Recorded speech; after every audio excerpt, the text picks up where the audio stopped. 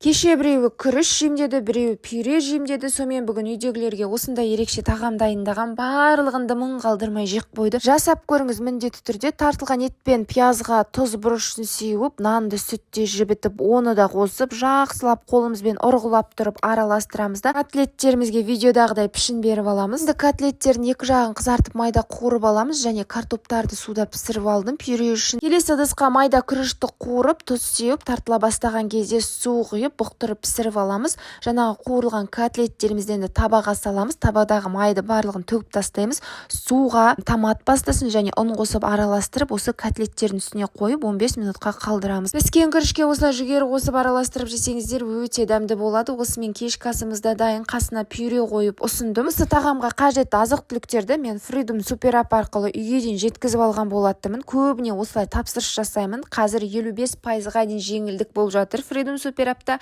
25%-ға дейін кешбек түседі. Және заказыңызды 60 минутта үйге дейін жеткізіп береді. Ендеше өздеріңізде байқап көріңіздер.